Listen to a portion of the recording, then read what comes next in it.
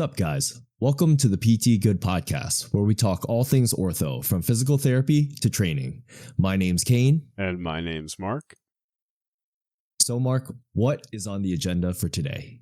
Kane, we got some good information, a good topic that we chose for today. We're going to talk about, our current views on PT, why we practice the way we do, why do we feel like this kind of approach is beneficial for our continued growth as clinicians, why we feel like it is a great approach for our patients, and just kind of how we've developed over time. Awesome.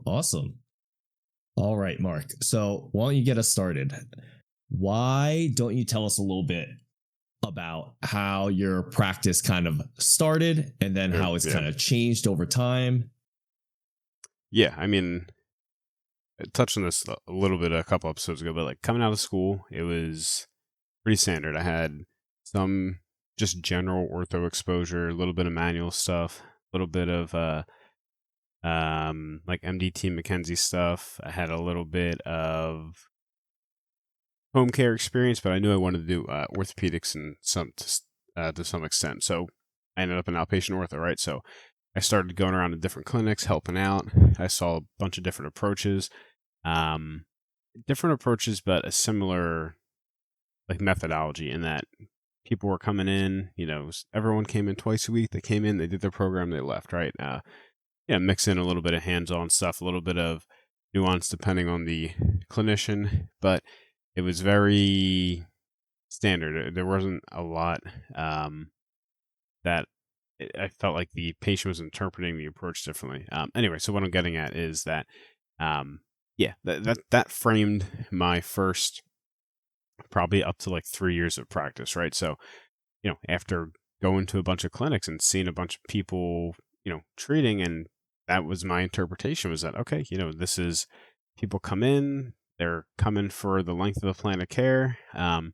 They rarely get reassessed, and they're just kind of doing their thing, right? So that's how I thought things were done, and that's what I did until I ended up at a different clinic. I had a little bit more direct mentorship when it came to like reassessment, being able to adapt your plan of care, like your plan interventions that you had in mind for that day on the fly, depending on the patient's response to whether it's their home program. Maybe they're a little bit flared up today. Maybe they're doing really good today, right? So that kind of reassessment, test, retest, different interventions that you were doing with the patient, that until that concept was introduced to me, it was kind of just like I was talking about, regular come in, exercise type thing. And so it changed over time once I got a bit of a system down, continued to bounce ideas off some of the clinicians that I was working with at the clinic I work at. Until I got a little bit, developed that system more. Like I said, the only way I could describe it was just a kind of a standard PT approach. Which is, like I said, with the mentorship and stuff I had, that changed over time when it came to test, retest, reassessment. And but it took some time, right? It took a little bit of time of seeing and testing on my own, wanting to develop as a clinician and wanting to be better. But I feel like the system I have now is something that allows me to continue to grow and help my patients better. Sure. So I just want to clarify. You mentioned that your practice was pretty standard when you were just coming out of school and everything. Can you describe a little bit more of like what that would typically look like? What would your treatment session or your evals look like when you say standard? All right, this is what it looked like. Ready?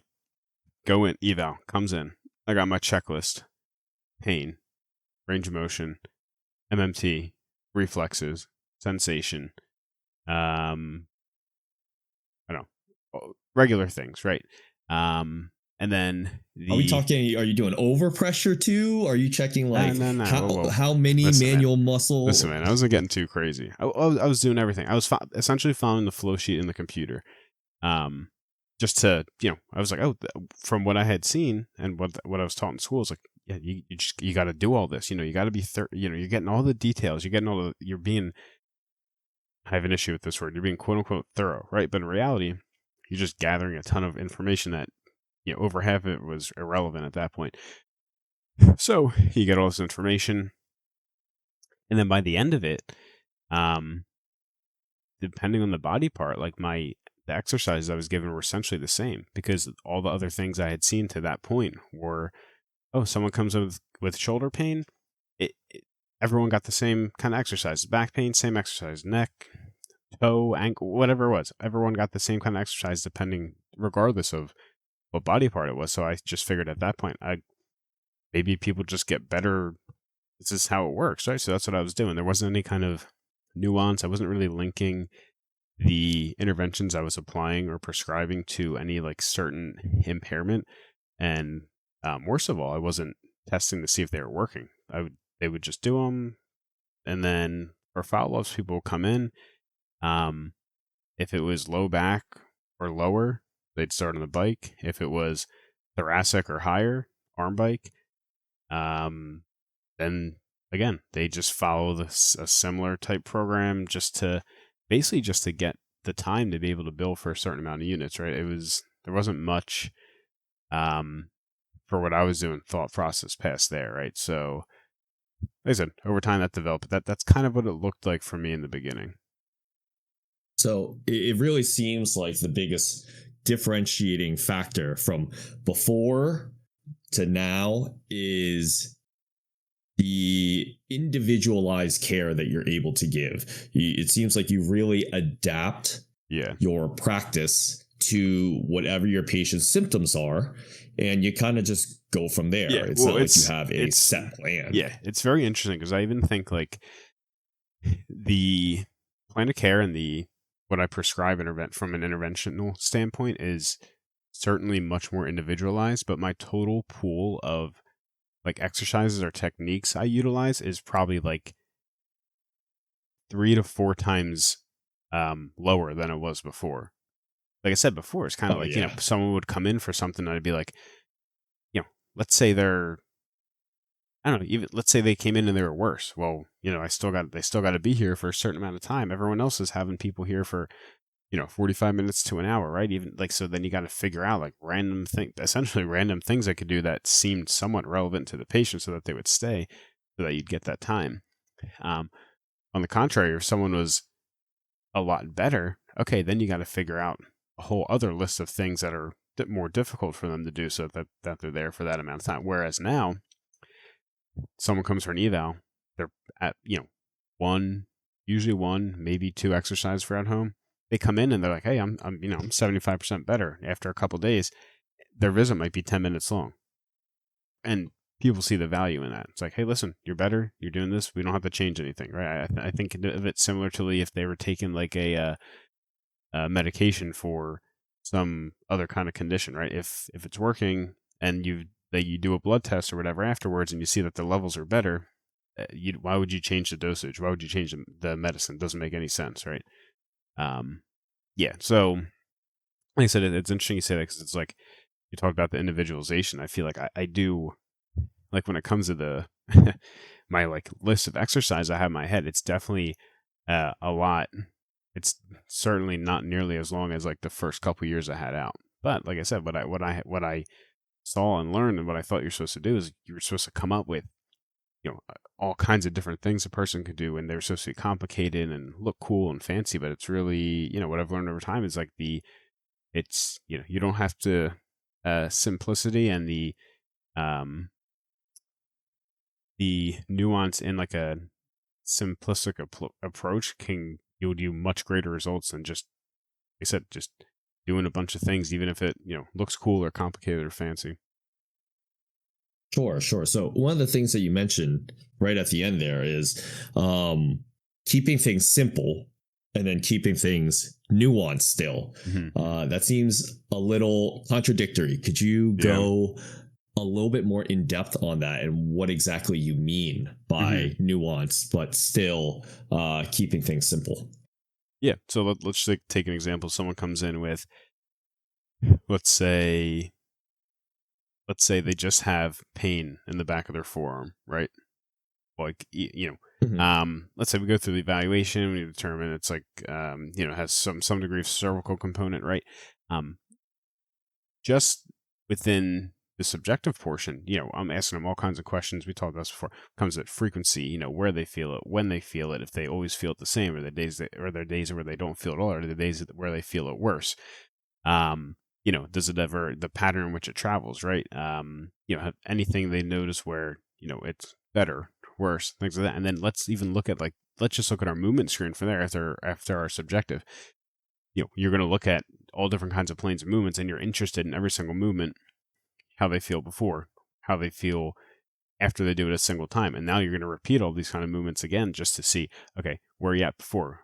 Okay, rep number 5 or 6, how are you at? Where are you at during? And not just in terms of, the intensity, but the location, the quality.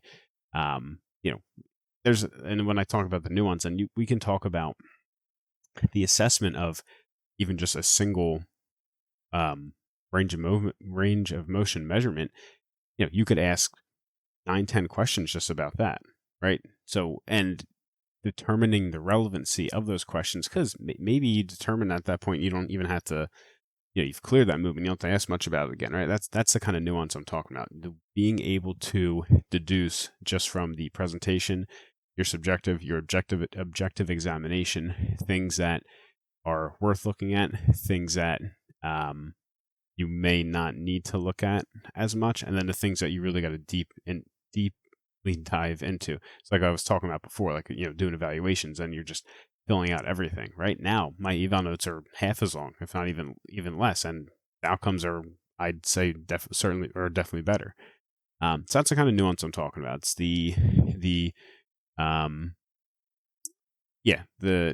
instead of just doing a large quantity of thing, it's being able to tease out and determine the right thing to do rather than, many different kinds of things. Yeah, and I feel like that ties into the example that you kind of threw in there about checking every box that you need to. I think like one of the big things that you're really getting at is how specific you are with your questioning. And it seems like the biggest thing is you're really trying to figure out what the problem is, but then you're also really honing in on the specific details and characteristics of their presentation. Yeah. And after that helps formulate and streamline your the rest of your eval to make it that much more relevant and efficient, because then you're just not wasting a whole lot of time.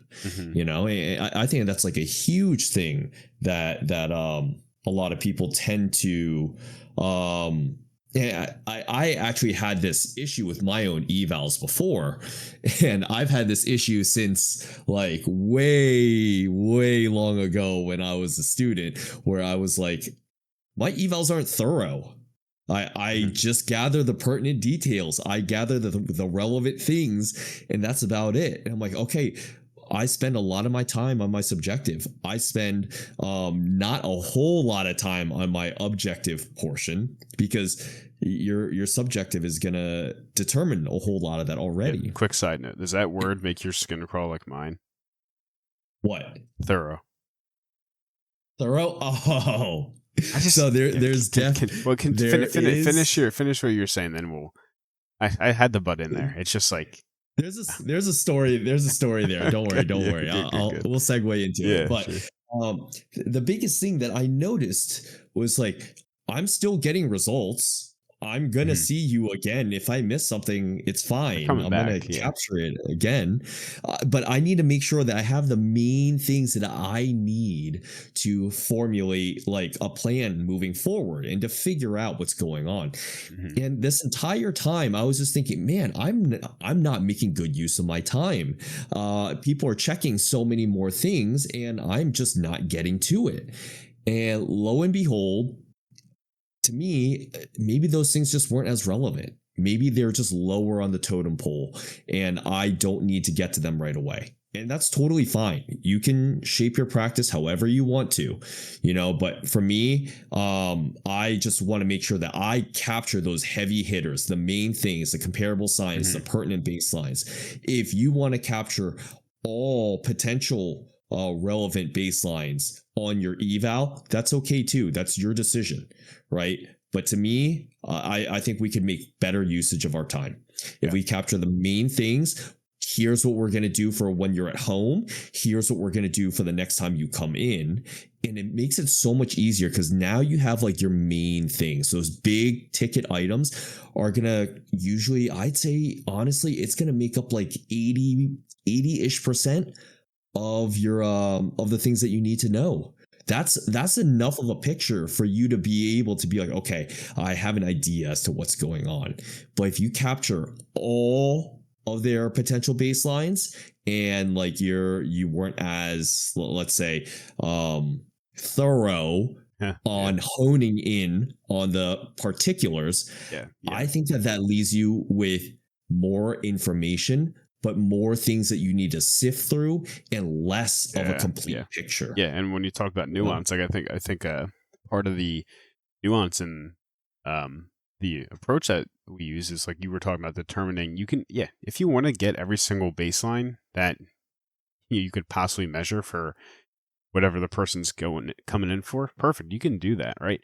But part of the nuance is determining which ones are the most relevant. And at least in my experience, if you're able to determine which ones are the most relevant, which, it can be, whatever movement's most limited or most painful, right? And the relevancy can come, if you determine that you're able to change it with whatever kind of intervention.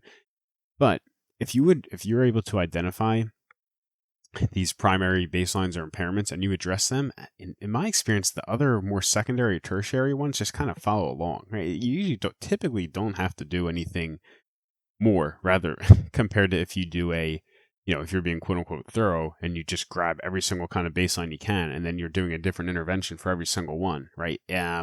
Your thoroughness just leads to wastefulness and inefficiency. Yeah, I would definitely agree with that. I think for the most part, like for most non-complicated cases, if you address the primary deficit, everything else kind of goes away. Like I've noticed that for non-complicated cases, I almost never have to treat symptoms. If I treat symptoms to try to get to the root cause, it's usually because something else is happening. There's usually more than one issue going on, or things just aren't responding how they typically should. What do you mean, like treat symptoms? Like just like from a what do you mean by that? So let's take, for example, someone who has, like, you've already determined that they have cervical radicular type symptoms, right? And then their main complaint is like, oh my God, my upper trap is so tight. It just feels like it is not moving. You give them their retractions, you manage their symptoms and everything. And they're like, oh, it's getting better, but that muscle's still super tight. It's just not changing at all. And so is that something where you're like, okay, I know that they have radicular type symptoms. I know that they're already responding. Do I just ride that out completely? Do I ignore their symptoms? Or like their secondary symptoms? Or do I address those secondary symptoms, get them to feel better in conjunction with what we're already doing, right? And so that to me is like, if it's something that's really irritable, then I might just address the secondary symptoms instead of waiting for them to kind of dissipate. If I can make it go away faster, if I give the patient the, I don't want to say the illusion, but like if it makes them feel better in the short term, and they're able to be more compliant with their HEP, they get more buy-in, they get more trust and therapeutic alliance. That's awesome. It facilitates that. That's cool. I have no issues with doing that.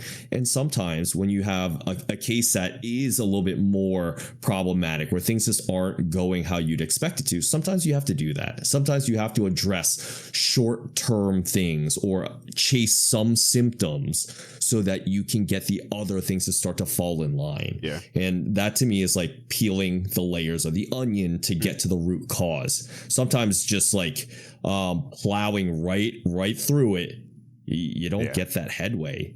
So sometimes you kind of have to go around before you can finally get to the root cause. Which is another layer of nuance, right? It's like determining those patients who might need a little bit of symptom management approach in the beginning. Like you mentioned cervical, maybe you feel like they have a mechanical component, right? And, maybe they're coming in with, they don't want to move too much, but you feel like movement's going to help. Maybe you lay them down, do a little bit of traction, calm some things down for a little bit. Then you have them move. Then they start to see, they start to see where you fit in. They start to see where they fit in. And then you can get the ball rolling from there.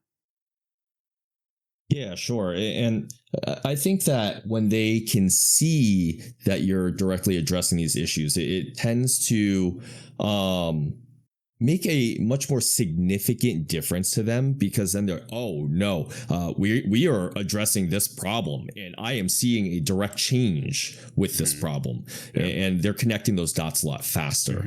And I feel like that's why that has really helped to shape my practice in a way where there are times where I have to educate the patient, where it's like, hey, if it's just full on radicular symptoms, then I'm like, okay, we're just going to roll through with this. We made changes. We made progress. This is good.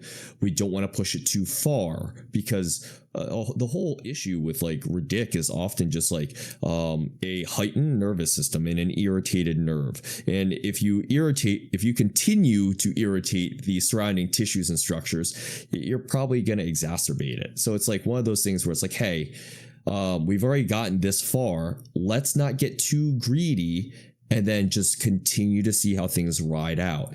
And then from there on, if it's still a problem, when things have calmed down more, we can address it then. Yeah. But I would rather take that more conservative approach now, rather than flare you up for like the next day, maybe even few days. It's just not a worthwhile risk to me. And that is definitely something that I've heavily incorporated into my practice. All right. So you did ask about thoroughness and being specific. So one of the things that I got from my mentors was in my practice, they were like, okay, so you can capture so many more baselines. Why aren't you doing it? And to me, I just said, I don't think that it's relevant. And they're like, how long does it take for you to capture joint mobility? How long does it take for you to assess that? Or to manual muscle test something? I'm like, it takes no time at all. So why don't you do it? Right. Yeah. And one of my answers was, if I do it, I have to document it. And the second thing is, if I do it, it means that's relevant.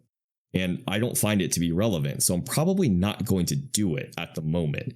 If it's not on my like top 2 or 3 things, I'm probably not going to look at it very much. And that kind of brought up the discussion of what happens if they don't come back? What happens if they only want to come in once, or they're only able to come in once, and then you need to prescribe an HEP for them? How are you going to address their deficits? I totally understand like the thought process behind that, but to me, it's like I've already captured majority of what I need. If I can't come up with a plan moving forward from there, I think that's the main issue. It's not whether or not I've captured a joint mobility assessment, but more or less like, okay, what is the main impairment? What can we do to help with that? Right. Yeah. I think we can identify impairments a lot faster, and we don't necessarily need all of that. But on the other hand, to me, it's like, can we really place that onus on us if the patient decides not to do that? If they decide that they don't want to come in again? That's like saying, hey, I'm going to hire a coach or a dietitian tell me exactly what I need right now. Yeah. You have no time to learn my body. You have no time to learn my lifestyle habits and factors. Tell me exactly what I need to succeed right now. And that to me is just like, that's not a fair ask. And to me, I would just let that go. I would just let it go. To me, it's not very fair of the patient to request that and still get the same quality of care that I could provide to someone who's going to come in, who's going to invest that time and effort in. Yeah, it's not realistic, right? Yeah, it's just like, if you wanted to make something happen, you would make it happen, just like in anything in life, you know? And so that was one of the discussions that I had. I thought that would be a helpful anecdote for people to kind of see both sides of the coin. Like, is it important that you're able to help those people? Sure, I absolutely agree. Is it something that you need to stress over so much where you're, I didn't get this or that, I can't make my decision now? It's okay. Find out the things that you needed to find out, create a plan, give them the plan, and then move on with your day. Yeah. You know, you've done the best that you can. That's really all that you can do. Yeah, especially within this, like the principle we talk about, test, retest, like so much of it is you can test, retest over a couple of days, and that's going to be the part of basically the patient's job to do that, right? It doesn't mean, like I said, if you don't get all the information you need at the first visit, it's not a big deal. Tell them, hey, listen, this is what happened today. We need more information. This is what you're going to do until I see you next week. And then these are the things I want you to specifically monitor so that we have more information next time to be able to, direct our treatment better. Whereas if you're expected to get everything the first day, and you're measuring all these kind of things, and the relevancy of the impairments of which you're measuring and documenting, is, if you think everything's on the same level and you try to address everything, just get lost, and then there's not much guidance for what the patient should be continuing at home. And you're probably not going to get the information you're looking for if you don't get the desired response after that first visit. Whereas in the approach we talk about, hey, we know, you have pain when you do this, or you have restricted range of motion when you do this. You had a little bit of a response when you did this movement today. I want you to do it this many times a day, or whatever kind of dosage that you're asking them to do for this amount of time. And then when you come back, I want you to tell me, if you feel like it helped. Easy, right? And then they tell you, and then it just, you reassess that next visit. Yeah, I feel like that definitely makes sense. It takes up a little bit more time for sure in your eval, but it's just so much more effective in regards to your decision making, and in my opinion, I think it's just raising the standard of your care, because you're tailoring your plan of care a lot better. Now you're actually making sure that you're identifying specific impairments and then addressing specific impairments, and you're quantifying how much better they're getting too, even if it's subjectively. But most of the times we're able to see those changes both in their quality and quantity of their function. So I think it's such an important part of our practice, and why it's become so like a cornerstone of it, to be honest. Yeah. Now, I know that in the beginning, I asked Mark about how his practice has changed, and from our previous discussions, I think that most of our listeners will be able to tell like what our practice is kind of like now, and what it's kind of shaped into.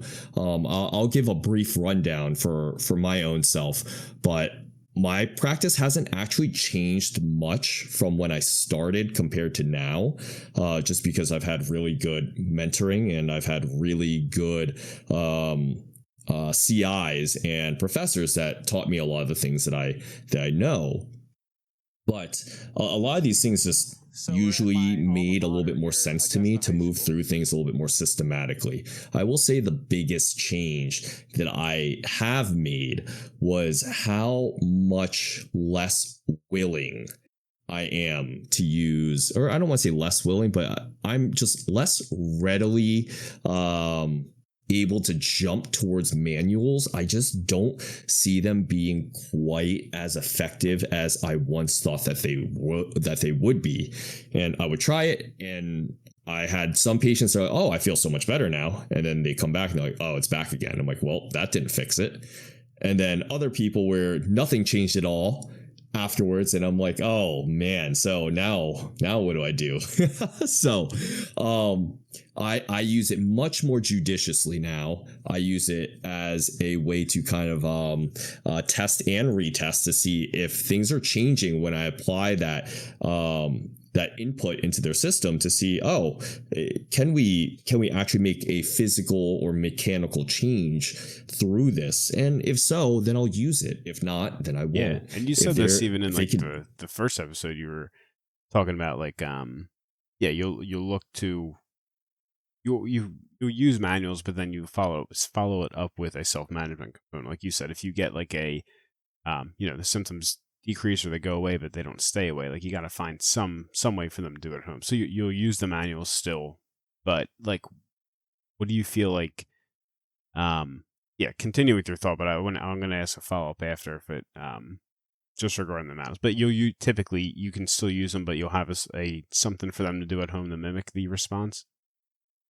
Yeah, for sure. So it's just like it's not that I use it as a last resort, but it's definitely like a second or a tertiary resort. Yeah. Because if I've tried everything else and nothing else is working, then I'll try different manual skills, either soft tissue, or I'll try like joint mobs or something along the lines of that.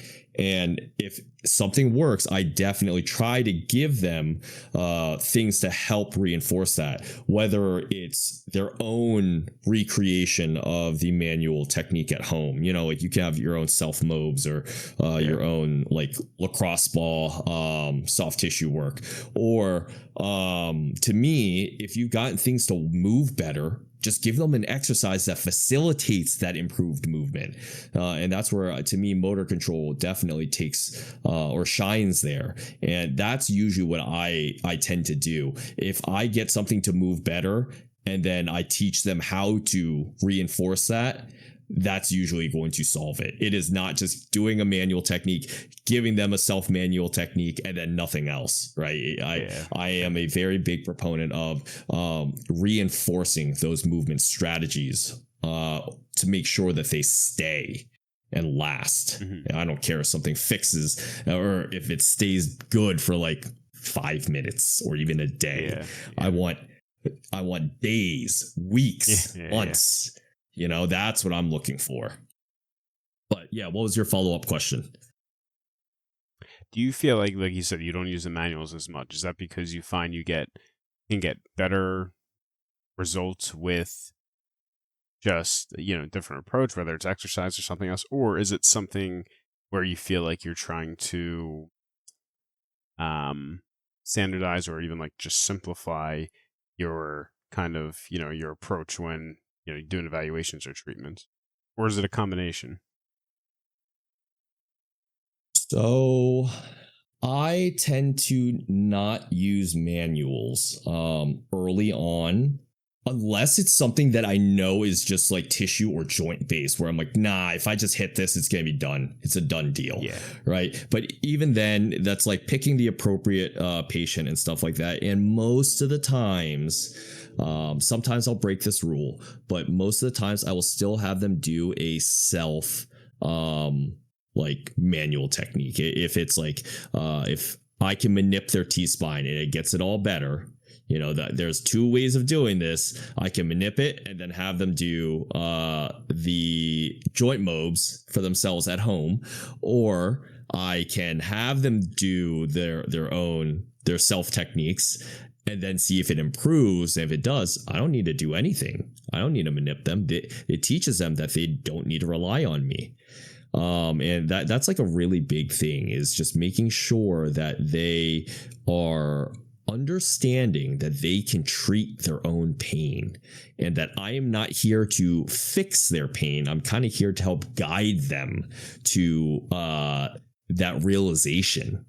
And I think that that is probably one of the cooler things that I do, or that our profession is pretty much responsible for, is helping our patients discover that answer, versus just claiming, oh, I'm going to fix this, or I fixed you, or I did this, and then now you're better. No, no, no, no, no. Yeah, I really do not like that type of that frame as a practitioner. It's more or less like, okay, we did this together. Like you are doing all the work. I'm just helping you to interpret some of these things and giving you suggestions and stuff like that. Yeah. I am all for giving patients like their all the information that they need, and having them pick the appropriate care or path that they want to take. And I find very, very good success and much better adherence this way. Yeah, which I think we'll have a episode, just on manual therapy in the future. But like you talked about, like, especially like, unless it's like a presentation you've seen before where if you just kind of get in there with a certain technique, it'll lead to like faster resolution. I do the same thing. Starting the manuals early, especially like visit one, it kind of, it in some way, sets an expectation. Like, hey, I'm going to come in and this is what's going to be done to me. Yeah, exactly. Now, if you introduce the manual technique with a bit of like disclaimer to be like, hey, we're going to do this, just do this, and then I'm going to show you, if you have a good response, I'm going to show you how you can do it on your own. Then maybe they think, oh, it's just done once, right? But you lead with it, it's kind of, you're setting an expectation, which, if that's your approach and you're still going to utilize some of these principles when it comes to test retest, as long as you're using the manuals, but you have a good self-management component and you're able to wean off of it, I don't see an issue with it. But when we're talking for the sake of like Kane and I, we're really trying to keep things simple. If you throw in the manuals in the beginning, it's just another variable they have to manage when it comes to the interaction with your patient.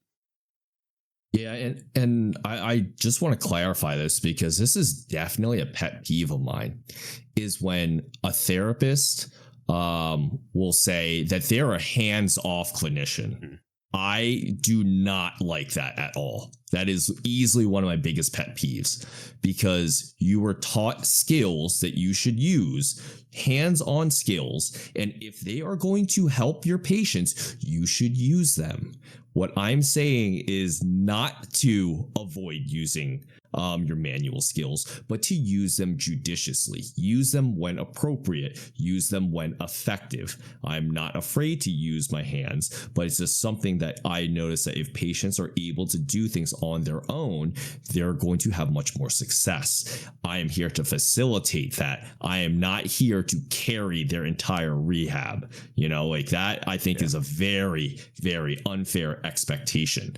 And to kind of go off of what Mark said, when you do manuals for the first time, one of the things that I usually do is I don't necessarily say, oh, I'm going to work on this joint, or this is tight, I need to loosen it up. I usually just say, hey, I'm going to push on this joint a little bit. I want to see if this changes your symptoms at all.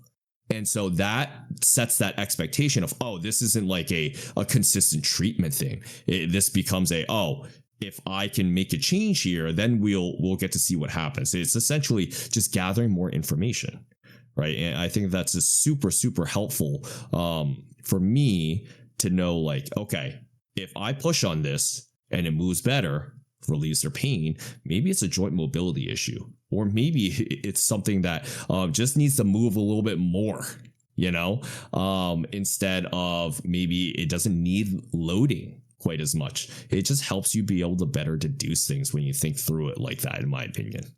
Yeah, no, I definitely agree. All right. So like we'll talk about the manual stuff in the future, but just using hands-on techniques as another means of acquiring relevant information is, I think, the approach both of us take, especially at an eval. Sure, sure. So I do want to move on and discuss some of the similarities in the principles that we use. Yeah. And we discussed a whole lot about this in our previous episode. So everyone who's been keeping up, I'm sure that you guys are sick of us talking about this by now. But the cornerstones, absolute cornerstones for our for Mark and I's treatment principles are gathering baselines and comparables. I feel like that is for sure like one of the number one things that we put up on our list of priorities. Would you agree? Yeah, for sure. And even like we talked about today, like getting the most relevant ones. And when it comes to relevancy, it's the ones that are affecting the patient most and the ones that we're able to consistently change. Right, like some of the other, we talk about some of the other things, we'll talk about this more, but some of the other things that, maybe things that aren't changing, they're just kind of in the background, it's not affecting the person functionally. Maybe you don't have to address every single one, but certainly, the baselines, it's where everything starts, right? You got to get them. Sure. I think that is like your foundation. You need that because that ties right into our next cornerstone that you guys are sick of hearing. Test, retest. If you don't have baselines, you don't have comparables, you cannot test, you cannot retest. Okay. So that is one of the most important things that we utilize. I think honestly, if we got rid of everything else on our list, those two things, I think would resolve a large portion of our caseload. Yeah. The next thing that kind of ties right in hand with this is reassessment. Just checking in and being updated on your status of the patient.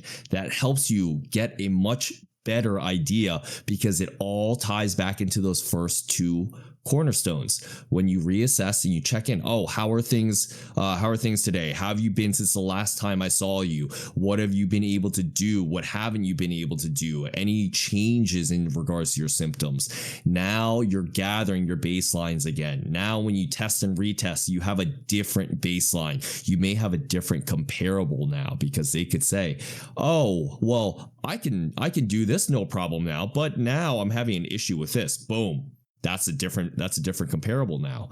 So I think that those three things are like easily like foundational pieces. Like I would not get rid of those three things, period. I think they're just like so crucial for our practice. Yeah. When it comes to developing a good relationship with the patient, really getting the most relevant information you need to provide good quality care. I don't see a model or system that, could provide good quality care without having each of those three.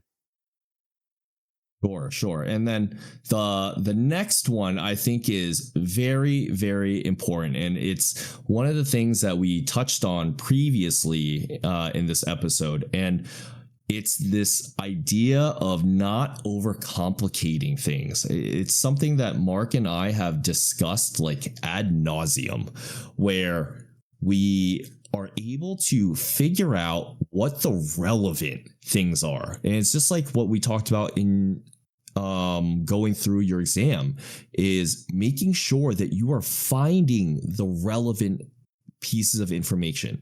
You are prioritizing those things and you are not getting hung up on someone who is lacking. Maybe they're like, oh my God, they have 5 degrees of internal rotation and it's a deficit compared to the other side. We need to fix that. Do we? Is it a real problem? Maybe that's just how they were. Maybe they've been like this for a while. How do we know that it's a problem?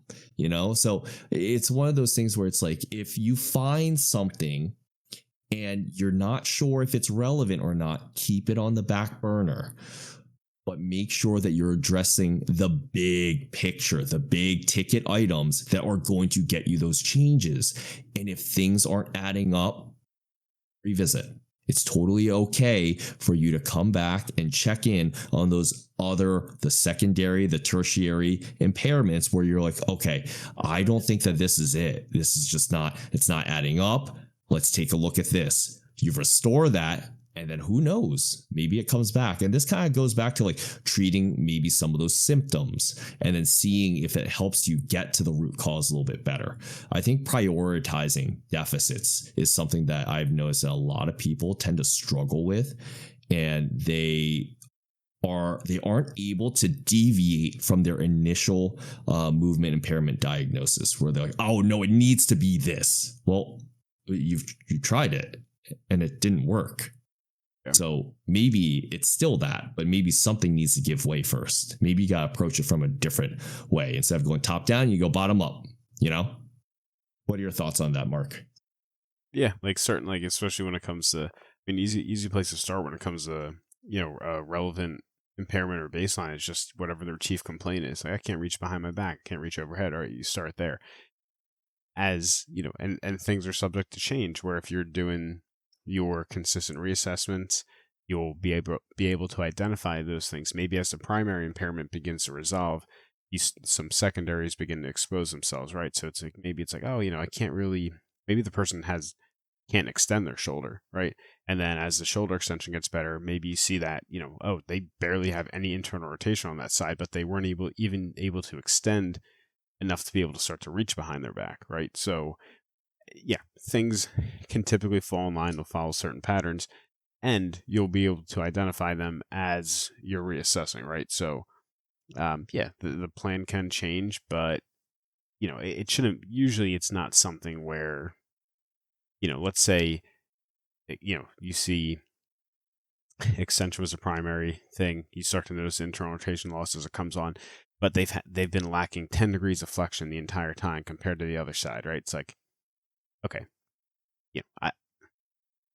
is this really the biggest thing? They haven't mentioned it at all. Just because you're seeing it, it might not be something that is exactly relevant or even warrants any kind of intervention. Yeah, I think that this is going to be something that we touch on in a future episode, but it's the idea of finding impairments and addressing ones that don't need to be addressed. It's like finding problems that don't exist.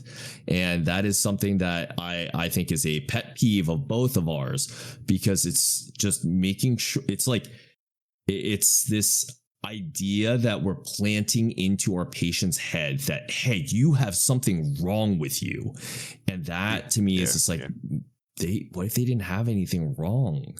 Like, why are we putting this thought in their head? And like, who are we to be like, no, this needs to be fixed, and this is why you have all of these issues. Yeah. And then I think it's just like it's too much showmanship for me personally, where I'm like, I just want my patients to get better, and that's it. Like, plain and simple. I don't do any of those other things, it's just too much for me. But moving on, I think that the next aspects are going to be a lot faster and easier for us to kind of get through. I think that the next part that we definitely share in common is the fact that we both have a pretty systematic approach. I think that that's why we consistently use the term framework or a system or anything along the lines of that. We are often following a pattern, and if things deviate from said pattern, that's when we're like, hey, I think that this is a little off, something isn't right. But when things fall into that pattern, it's like, boom, we know exactly how to treat it. It's fast. We know what the prognosis is going to be. We know what the issue is going to be. We know how we're going to address it. It is like instantaneous in regards to that. But when things aren't following that approach, that's when we have to put our thinking caps and make sure that we're working through it a lot better. And I think that because we follow a systematic approach, it makes those more complex cases so much easier for us to break down, because now we can really focus on, okay, we looked through all these things, and now we can really hone in on what the problem is. Maybe we've got between two different things, and let's just take a guess. There's nothing wrong with that. You guess on a movement impairment diagnosis, and you hit that, and you're like, well, I'm seeing absolutely no change. well, guess what? Plan B. That's totally okay. You know, I think that is something that is super important for us to follow, because it just helps us create reproducible things. Yeah, and I think you talk about the framework, the systematic approach. I even think when it comes to just being able to learn and identify, like you talked about, the certain patterns or presentations that you know exactly what to do. Like you don't have the consistency within framework. It's hard to identify those things and understand, you know, what kind of treatments they respond best to, right? Whereas if you see this presentation multiple times, but you know, maybe you do something a little bit different each time and your results are variable. It's like if you're not operating with some degree of consistency between your examination and the, you know, your interventions, it's kind of hard to find, you know, exactly what's working. For sure. And I think that really ties into our the next common thing that Mark and I share, which is the ability to critically think when it comes to differentially diagnosing. When we're going through a systematic approach, we're able to go through like regional body parts a lot faster. We're able to differentially diagnose because we've checked off all those boxes. And like we talked about before, when we are going through a differential diagnosis list, it is a funnel. It starts out super broad, and as you nail all of your questions, and then you go through your physical exam, that list narrows down real quick. Like you should be down to just a handful of things by the end, and you should have a pretty good idea as to what it could be. Even if you don't know specifically what it is, you should know how to treat it, because if you don't know what the specific diagnosis is, that's fine. That's why you use a movement impairment diagnosis. You address deficits and impairments. And then from there, you move on, because you're going to make the most amount of change that way. And I think that is like huge, because that's something that people tend to skip. They hang their hat on one diagnosis instead of being flexible with it. What are your thoughts on? Yeah, I mean, I've seen people differential diagnosing. Yeah, I mean, I've seen people come in and they just base, you know, someone comes in with groin pain, like, oh, it's hip, groin pain, hip. Oh, they said it's stiff and it hurts, and I did the Fader test and the Faber, and you know that hurt and it's hip, and then they treat hip and it doesn't, you know, nothing happens, and you know, and they go back to ortho and they do an X-ray and they're like, oh, you have arthritis, and they get a hip replacement and they still have pain, and well, you know, did you look at their spine at all? Oh no, it's groin pain, and you know, they have the X-ray and they said that it's stiff in the morning, so it's got to be the arthritis. Like, okay, where, like you said, like you could start broad, you got to narrow it down, right? There's the ways where you start to narrow it down. It starts as subjective and goes straight through to when you start to try different treatments, right? So if we're not, you know, it's not like you need a specific label, but being able to understand, you know, what is contributing to the symptoms, you can come up with a pretty good guess of, you know, how you're going to treat it, whether you know, label the diagnosis or not, right? But yeah, exactly. Like start broad and then use all your tools just to start to narrow it down. Sure, for sure. And we have our last common principle, which is this concept of autonomous care. I think that Mark prioritizes this more so than myself. And it's this idea of making sure that our patients are able to take care of themselves. And I think that's so, so important, because I'm all for empowering our patients and advocating for them, because it helps them, become accountable for their own health. And it also teaches them that, hey, you are the only person who can do this. No one else can do this for you. And so I think that really, really helps sets the tone for a lot of our patients to know that, oh, I actually need to put in work to get better, to be healthy. Being healthy is not an easy thing. You have to put in a lot of time and effort into it. And that is one of the things that I try to prioritize for my patients, to make sure that they are understanding and receptive towards that. All right, Mark. What are your thoughts on autonomous care? I know that this is a huge reason as to why you chose MDT as as your primary framework for PT. Yeah.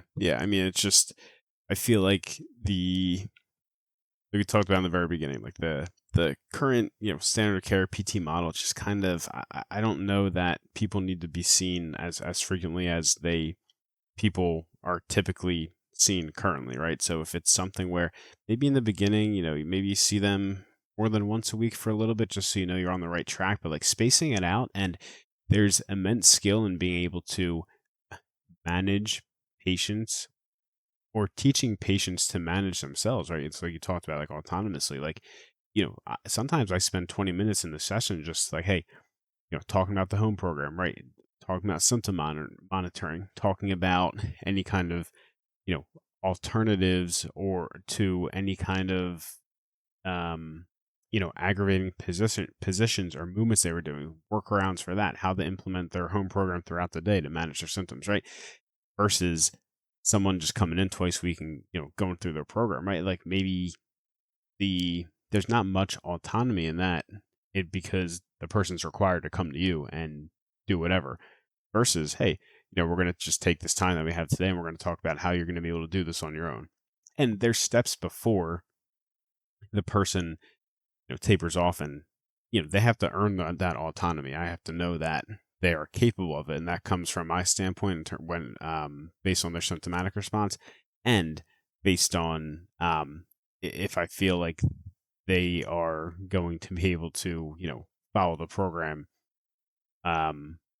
on their own without the kind of one-on-one guidance, right? But yeah, I feel like PT going forward, in my opinion, that should be stressed more. It should be a huge component of people's practice, and like I said, there's a good degree of skill and it requires practice to be able to teach people how, or to know when they're able to do this, and to be able to teach people how to start to manage their symptoms on their own. For sure. And I think one of the things I actually forgot to add to this list is how we utilize symptom response versus improving on deficits. I think that it's important to address deficits for sure. But I think that symptom response is probably one of our strongest indicators on whether or not something is working, because Mark had a fantastic example of this, which was, okay, so we do an intervention and your range of motion didn't improve, but your pain went down. Versus we did an intervention, your range of motion improved, but your pain stayed the same. Or, like, what do you do then? If their symptom response stays the same, are you going to tell them, oh, it worked? It could be working, but we don't know that it worked per se. You know what I mean?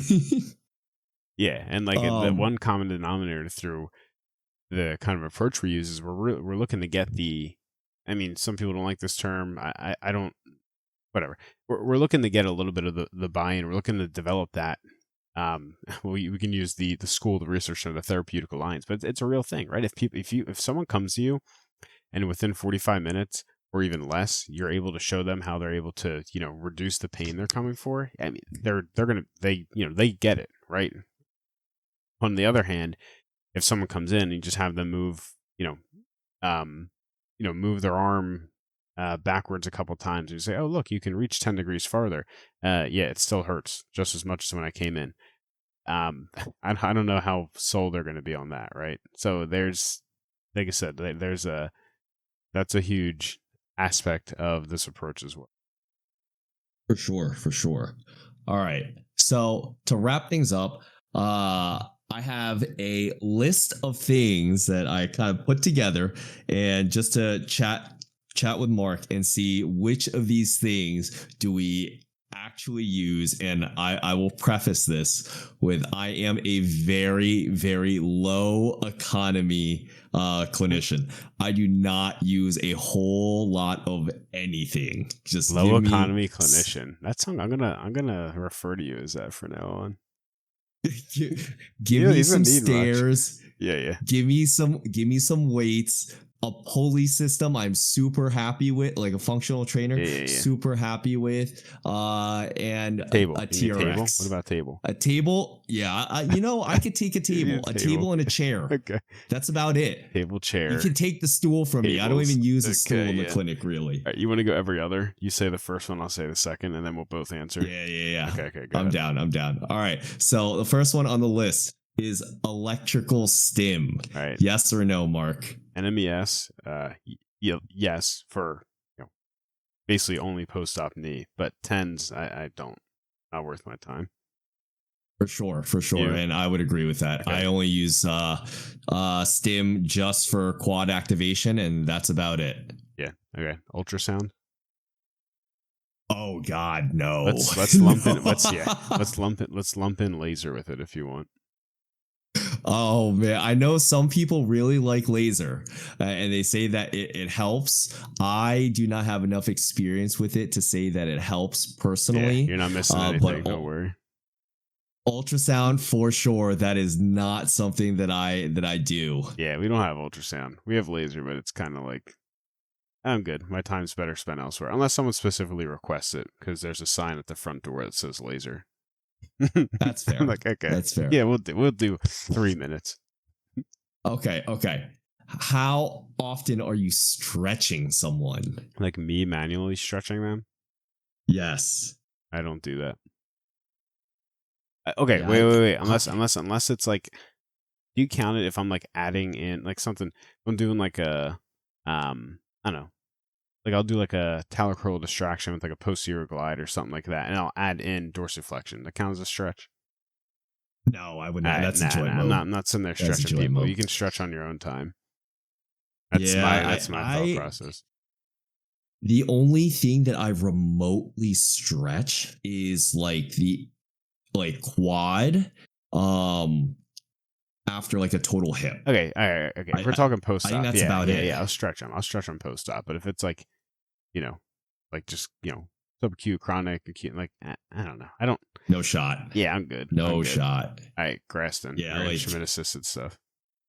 If I'm covering for someone, then I will, I'll do it. But other than that, I'm not, even for my post-ops, I don't consider it stretching.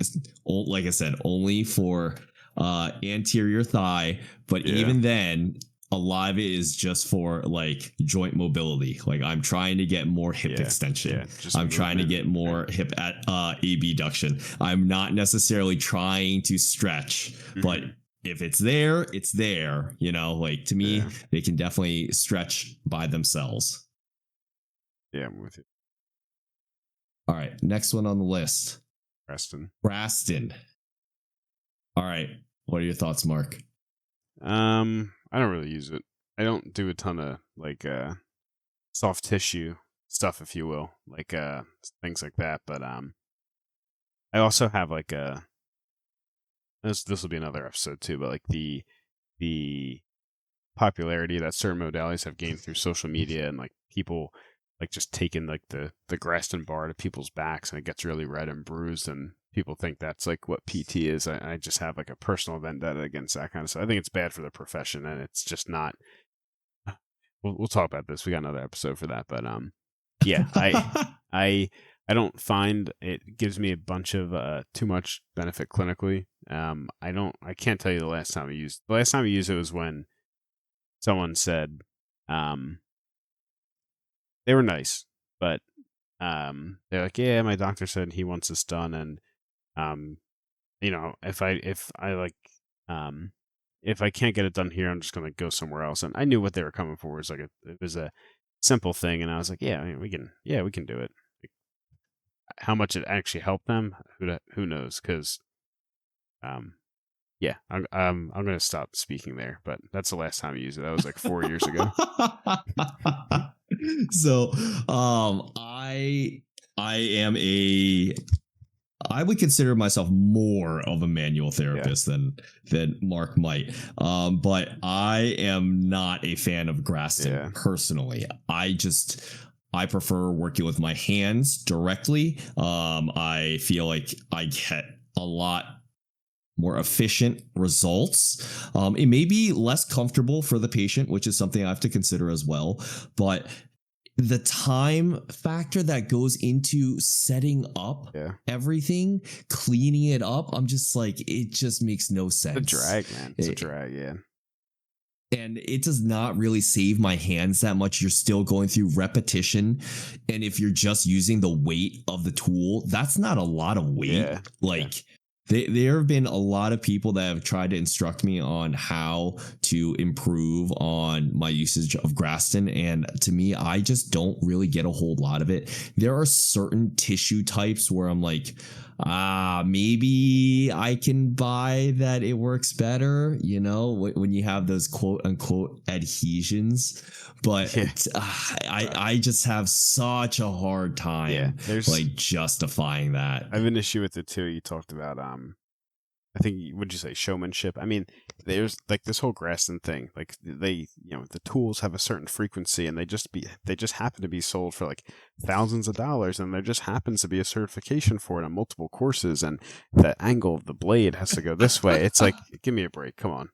I have much stronger words about this topic, but I'll reserve them for the post show. But give me a break, man. You could let me go downstairs in my drawer. I'll get the butter knife out. I'll do the same exact thing. Right? But that's what people used to do. All right. How about cupping? Oh my God. No, I can't. I've done it a handful of times previously, and it was always under someone's supervision as a clinical instructor. It is not my primary treatment method at all. And I get it. It's like there's a term that people will say, and they'll say it's a fascial decompression. And to me, it's just like, are you really creating? You're just sucking. You're like sucking the skin off the fascia. Yeah, really releasing it. It's running free. Oh my God, that to me is just I don't. It's not my thing. Could it be helpful? Sure, I think so. It's just not how I choose to practice. Yeah, agreed. Yeah, like I'm gonna have a little wrap up at the end of this section. But you said if it's helpful, like sure, but I think my time's better spent elsewhere. I agree. Okay, next one, instability training. So are you talking about, I'll answer, like balance, or you mean like doing squatting on a Bosu ball? I was going to say that. Yeah, upside down. I mean, if I'm looking for maximum force output, strength, there's no place for that, right? Yeah. If I'm looking for proprioception, balance, stuff like that, sure. But I am not a fan of things like that because you can, and I am all for efficiency. You can kill two birds with one stone if it is efficient and if it is effective. But to me, when you are doing something like that, you are neither being efficient nor effective. And that is where I think that there is definitely a bit of an issue in regards to PT exercises. Like it's just something you see in the clinic, something that you do that is physical therapy. And it just doesn't make sense to me. If you are looking to create force, you need to be stable. That has been shown time and time again. If you want to work on proprioception, work on proprioception. Yeah. Do not combine the two. There's no need to do that. It just makes no sense to me like at you said, all. You're not performing. You're not achieving the goal of either task when you combine them in this case. All right. The next one is table exercises. How often or how much are you keeping your patients on the table? I mean, it kind of depends. Like, if we really want to get like nuance, like early post-op, like, right. Someone who's like, sure. Someone who like can't, besides that, unless the person can't like do anything on their own, like even someone who's extremely weak coming for balance conditioning, I mean, if they're using a walker or if they're in a wheelchair or a scooter or whatever, like I feel like my job's to help them be able to, I know they're not standing a lot throughout the day. If they're coming to PT, or standing, right? I'm not gonna have them lie down. But that's kind of my perspective on that. But yeah, other than that, I'm not doing a ton of things on the table. Maybe if sitting on the table, yeah, but not really lying down, unless it's like a, Yeah. you know,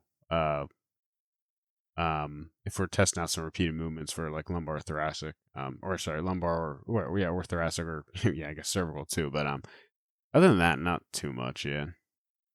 But Yeah, I it think certainly has its place, right? But yeah. I think like for lower level patients, I think it definitely has its place. I am usually very quick to get people off the table though, because yeah, they're not often doing functional things while they are laying on Yeah. their back. Yeah. So it just doesn't make sense to me. But there are for sure some excellent exercises that are table exercises. Like I think prone hip extension is fantastic for a lot of people. And I use that for even some younger patients because they just struggle with glute activation. So I think it's definitely got a place. But for the most part, I'm getting people up and off of that as quickly as we can. All right. The next one, I think Mark and I will probably agree, but the bike for warm up. Okay, that one. I skipped one. Post-op, lower extremity. Sure. Someone who's like doesn't exercise, really deconditioned. Sure. Anything else? Like, not really, like if it's like I never understood the bike for lumbar. Even like regardless of if they had directional preference or not, like I don't know, but I mean maybe. So but yeah, I don't. So I'd probably say like yeah, like I said, post-op lower extremity, sure. Like deconditioning, sure. Like maybe some other kind of random knee or ankle or hip things. Yeah, okay, that's fine. But yeah, I think for me, I would definitely agree for the most part. If it is something that's post-op, they need that blood flow, they need the reps, they need the volume. I think that's gonna help them. For a lot of other patients, I am less inclined to use that time for them to warm up. I think that time could be utilized best elsewhere. But what I will say that I utilize the bike a lot more for is for patients who have chronic pain, patients who especially non-responding. Non-responding, low back pain, they are definitely getting on the bike. But I will preface this with I crank their resistance up. Like they are tired afterwards. That 8 minutes is not like a stroll in the park. They are moving. So that is definitely something that I utilize much more for patients who have aerobic deconditioning, or if they have chronic low back pain that's like non-responsive. All right. Mob versus manip, or sorry, grade 5 mobilization. So I tend to prefer manips over mobs for the most part. I just find them to be more effective. I will set the scenery, if you will, by doing mobs first to just check to see, is this something that I think I'll be successful with? If not, then I won't manip it. But if it's something where I'm like, okay, no, it's loosening up, I'm able to assess like their end feels, and it feels like it's gonna go, then I will absolutely manip it if they're an appropriate candidate. But mobs is mostly for me to determine A, what does that joint feel like? B, is it making a change whatsoever? And C, if it creates a positive change but doesn't resolve it, maybe it will resolve with that manip. And I think that's how I typically will approach it. I don't use it quite as much as I used to for both of them, but I certainly still do utilize them. They're definitely in my toolbox for sure. Yeah, I mean, I definitely utilize the force progression type thing from MDT. So, following that, I rarely have to manip. Basically, almost never. So sometimes I'll do it.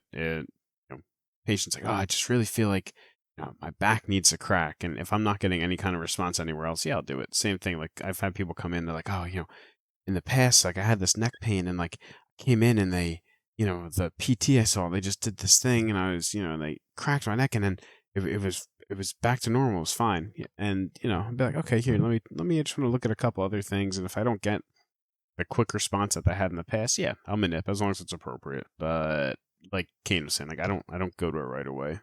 It's certainly something the person can't do on their own. So I try not to throw it in right away. All right, how about for external resistance? Bands. Oh God, bands. Dude, you're a band hater. I myself am a band enjoyer. I do not like bands for the most part. I hate having to tie up TheraBands. I hate the resistance on them for the most part. I am just not a fan of them.